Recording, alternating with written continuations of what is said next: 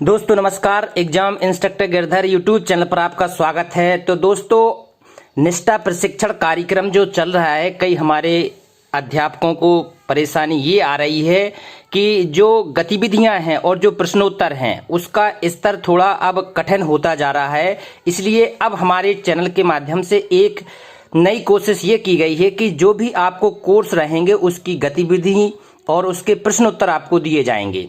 तो 1 नवंबर से लेके 15 नवंबर तक के कोर्स की लिंक आपको दे दी गई है साथियों। कोर्स 10 है सामाजिक विज्ञान का शिक्षण शास्त्र और कोर्स 11 है भाषा का शिक्षण शास्त्र और कोर्स 12 है विज्ञान का शिक्षण शास्त्र। ये सभी जो अध्यापक हैं, सेवारत हैं, उनके लिए है। तो आपको रजिस्ट्रेशन आज करना है और 15 दिन में आपको ये 3 कोर्स करना है। तो इन 3 कोर्स में आपको क्या क्या समस्याएं आएंगी, क्या क्या गतिविधियां रहेंगी, क्या प्रश्नोत्तर रहेंगे, वो सारे के सारे आपको एक ही जगह बताए जाएंगे। तो आज कोर्स 10 करते हैं। कोर्स 10 की गतिविधि 4 और प्रश्नोत्तर देखते हैं। दोस्तों ये थोड़ा सा कठिन है क्योंकि पैराग्राफ के आधार पर ये प्रश्नोत्तर हैं। एक इसमें पैराग्राफ आपको पढ़ना है। पैराग्राफ में एक लेखकों के नाम है और उनकी कृतियों की नाम है। लेखक और उनकी कृतियों को टच करना है। इसलिए टच करने के बाद आपको जैसे 10 इन पे टच करेंगे तो आपको 10 नंबर मिलेंगे, पूरे नंबर माने जाएंगे। तो ये पांडुलिपियां पर आधारित प्रश्नोत्तर हैं, इसको ध्यान से देखें।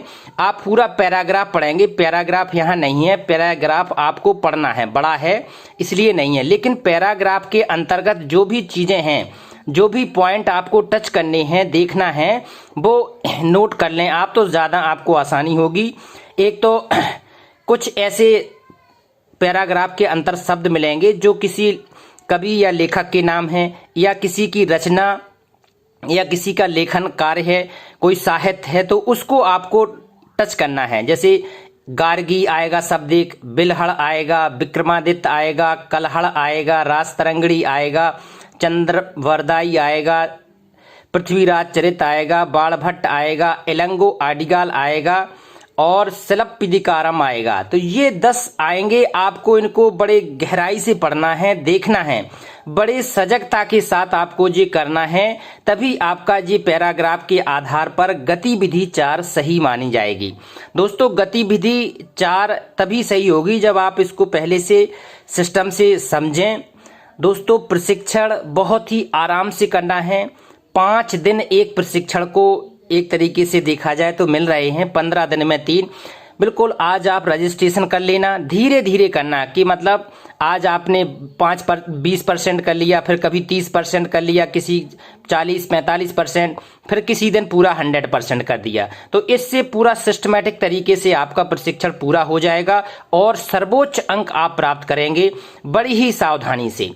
और दूसरी बात दोस्तों ये है कि इसी गतिविधि के बाद लास्ट में, अंत में जो प्रश्नोत्तरी रहेगी उसमें कई हमारे साथियों को दिक्कत आ रही है, शिक्षक साथियों को, कि वो जो प्रश्न हैं वो गलत कर दे रहे हैं।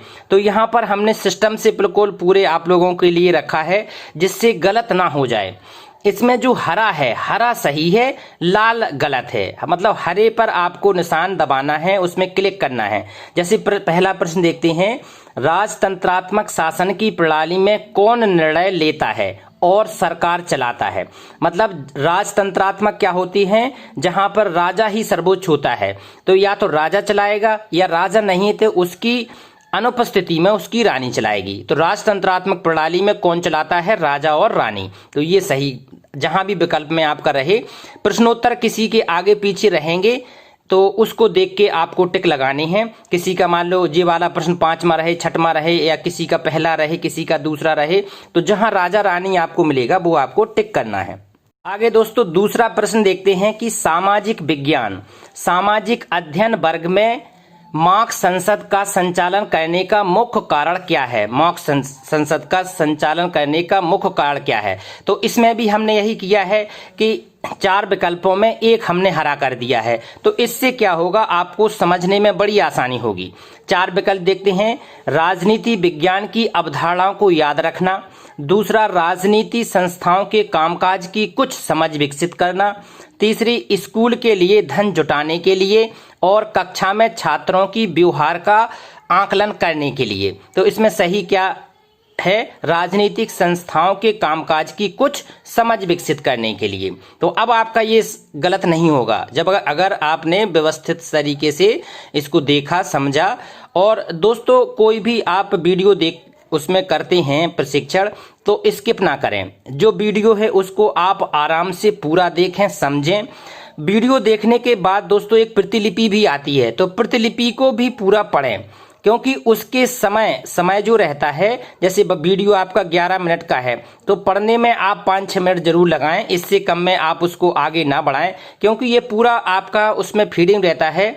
दीक्षा मानव संपदा से पोर्टल से आपकी लिंक है, तो इसलिए पूरा टाइम वहां पर आ जाएगा। दोस्तों ध्यान रखें, कोई भी चीज स्किप ना करें, बढ़ाएं ना, या उसको जल्दी करने की बिल्कुल भी जरूरत नहीं है। आराम से प्रशिक्षण करें, पूरी आराम से प्रशिक्षण सही माना जाएगा, क्योंकि वो आपका दर्ज रहेगा, आपको प्रमाण पत्र भी दिया जाएगा। नेक्स्ट देखते हैं, एक ग्लोब के बारे में निम्नलिखित बयानों में से कौन सा सही नहीं है? तो इसमें भी यही एक हरा है। ग्लोब महाद्वीपों का सही आकार नहीं दिखाता है, जबकि क्या करता है? ग्लोब महाद्वीपों का सही आकार दिखाता है, ग्लोब में पूरा स्पष्ट होता है, तो ये गलत है। दूसरा देखते हैं, स्पर्श ग्लोब विशेष जरूरतों वाले बच्चों के लिए इस्तेमाल किया जा सकता है। तीसरा, ग्लोब पृथ्वी का एक मॉडल है। एक ग्लोब की विशेषताओं में अक्षांश व देशांतर है, तो इसमें ये वाला कौन सा सही नहीं है? तो पहला इसमें ये सही नहीं है। आगे देखते हैं, 23.5 डिग्री 23.5 डिग्री दक्षिणी अक्षांश। दोस्तों अक्षांश क्या है? 180 रेखाएं होती हैं, एक पूर्वी में 90, दक्षिणी में 90, तो यहाँ दक्षिणी अक्षांश के रूप में जाना जाता है। तो दक्षिणी अक्षांश 23.5 डिग्री को मकर रेखा कहती हैं। क्या कहते हैं दोस्तों? मकर रेखा। प्रश्न क्या रहेंगे आपके सामने? भूमध्य रेखा, कर्क रेखा, मकर रेखा, मानक, मध्याह्न रेखा। तो आपको मकर रेखा पर टिक मारना है। आगे देखते हैं दोस्तों, प्रश्न आपको मिलेगा, निम्नलिखित में से कौन सा कथन सही है? एक प्रश्न सही है इसमें और बकाया गलत है, तो उसको देखना है। अक्षांश की सभी रेखाएं भूमध्य रेखा से छोटी होती हैं। अक्षांश की सभी रेखाएं भूमध्य रेखा से बड़ी होती है, क्योंकि हमने बताया भूमध्य रेखा 0 अक्षांश पर होती है और ये सबसे बड़ी होती है, तो ये बिल्कुल सही है। अक्षांश की सभी रेखाएं भूमध्य रेखा से छोटी होती हैं, बिल्कुल सही है। देशांतर रेखाओं का समांतर रेखा भी कहा जाता है। देशांतर की सभी रेखाएं लंबाई में भिन्न होती हैं। अक्षांश रेखाओं को मेरिडियन कहा जाता है। तो ये 3 सही नहीं है दोस्तों, एक सही है। यहां से हम लोगों का काम बनना है। आगे देखते हैं दोस्तों, ये प्रश्न बहुत ही महत्वपूर्ण है। इसमें कॉलम ए को कॉलम बी से मैच करना है। आपके सामने ABCD करके 4 पॉइंट रहेंगे, उनको सही मैच करना है कि पांडुलिपियां क्या हैं, शिलालेख क्या हैं, स्मारक क्या हैं, पुरातात्विक साक्ष्य क्या हैं। इसमें सही मैच करना है आपको। तो मैच के हिसाब से अगर आप इनको पढ़ लेंगे, इनका अर्थ क्या होता है, तो आपको मैचिंग करने में बिल्कुल भी दिक्कत नहीं होगी। आगे देख क्या है, जैसे पांडुलिपियां क्या हैं? पांडुलिपि उसको कहते हैं जो हाथ से लिखी जाती हैं, प्राचीन पुस्तकें साक्ष्य के रूप में आज हमारे पास हैं।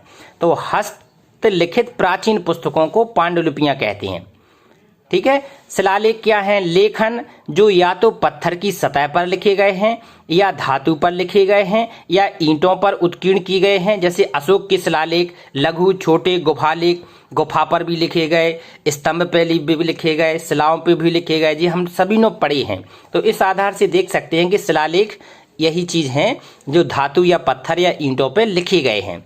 स्मारक क्या है? अतीत से संबंधित इमारतें जो जमीन से खोदकर निकाली गई या जमीन पर स्थित हैं, उन्हें क्या कहते हैं? स्मारक। जो आज बड़े बड़े स्मारक पड़े हैं राजाओं महाराजाओं के महलों में, तो वो सब स्मारक हैं, क्योंकि वो जमीन के ऊपर पड़े दिखाई दे रहे हैं या कुछ जमीन के नीचे दब गए मिट्टी में हैं, तो ये स्मारक हैं। पुरातात्विक साक्ष्य क्या है? चीजें जो जमीन से खोद कर निकाली जाती हैं, वो है पुरातात्विक साक्ष्य। पुरातात्विक साक्ष्य में क्या क्या मिले हैं हम लोगों को?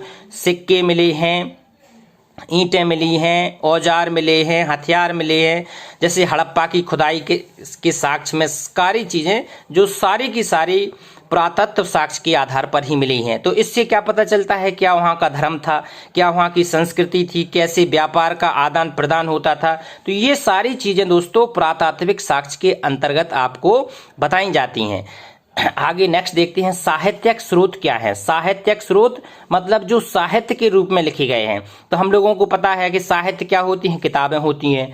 तो किताबों में महाकाव्य, पुराण, स्मृति, वेद, रामायण, महाभारत जितनी भी हैं, पंचतंत्र की कहानियां, ये सारी की सारी हमारे साहित्यिक स्रोत हैं। तो इसमें ये वाले विकल्प को हम लोग टिक मारेंगे, महाकाव्य, पुराण, स्मृति। इसमें 3 विकल्प और रहेंगे, इमारत, गड्ढे में बने घर, सिक्का, ग्लोब, नक्शे, जानवरों की हड्डियां, महाकाव्य, पुराण, स्मृति, पत्थर के औजार, मिट्टी के बर्तन, जले हुए अनाज। तो इसमें महाकाव्य, पुराण और स्मृति सही हैं। आगे देखते हैं निम्नलिखित आजीविकाओं के बारे में पढ़ाते समय निम्नलिखित में से कौन सी विधि सबसे उपयुक्त होती है।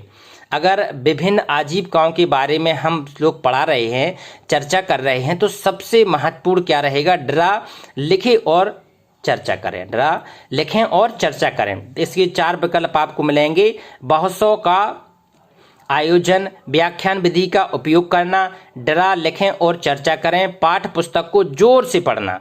तो इसमें ड्रा, लिखें और चर्चा करना ये सही रहेगा। आगे देखते हैं कौन सी विधि शिक्षार्थी द्वारा इस सीखने के प्रतिफल की योग्यता को प्राप्त करने के लिए सबसे सटीक होगी। क्या, जांच करना कि क्या लोगों के पास जीविका कमाने के समान अवसर हैं। जांच करना कि क्या लोगों के पास जीविका कमाने के समान अवसर हैं। तो इसके 4 विकल्प देखते हैं, परियोजना आधारित ज्ञान, पूरा करने हेतु दिया गया कार्य, व्याख्यान विधि का उपयोग करना, केवल पाठ्य पुस्तकों से पढ़ना। तो इसका सही आधारित होगा दोस्तों परियोजना आधारित ज्ञान। इस प्रकार से आप लोगों को पढ़ के समझ के प्रश्न उत्तर देना है। इससे क्या होगा दोस्तों, सर्वोच्च अंक प्राप्त करेंगे और आपका प्रशिक्षण सही माना जाएगा, आपको सर्टिफिकेट भी दिया जाएगा। नेक्स्ट बढ़ते हैं, आगे देखते हैं सामाजिक विज्ञान का पठन पाठन बढ़ावा देता है। जो सामाजिक विज्ञान का पठन पाठन है वो किस चीज पर बढ़ावा देता है। आइए विकल्प देखते हैं, स्वतंत्रता, विश्वास और विविधता के लिए सम्मान जैसे मानवीय मूल्य। दूसरा है सामाजिक और राजनीतिक मुद्दे पर सरकार के नजरिए का ज्ञान, उच्च स्तर पर इन विषयों का अध्ययन करने के लिए तैयार होना, पाठ्य पुस्तक में व्यक्त किए गए विचारों की जांचों और उनका पालन करने की क्षमता। तो इसमें सही होगा स्वतंत्रता, विश्वास और विविधता के लिए समान जैसे मानवीय मूल्य। दोस्तों ये पूरे के पूरे हमारे अनुभव विवेक के आधार पर हैं और इसी से आप सर्वोच्च अंक प्राप्त करेंगे, ऐसा हमारा मानना है। आप लोग जरूर इससे सहूलियत महसूस करेंगे प्रशिक्षण करने में। तो आप अपने दोस्तों को, अपने साथी शिक्षक साथियों को शेयर करें, अधिक से अधिक शेयर करें, जिससे अधिक से अधिक साथी इसका वीडियो का लाभ ले सकें और सही प्रशिक्षण सही समय में कर सकें। दोस्तों 10, 11, 12 की लिंक आ गई है, ये 10वां वीडियो देख के आप 10वां प्रशिक्षण करें। 11 वीडियो 12 अभी हम दे रहे हैं थोड़ी देर, आज तीनों वीडियो की आपको लिंक आज वो आ जाएंगे, तो आप उसको बिल्कुल समझकर लिखकर प्रशिक्षण पूरे करें। नमस्कार।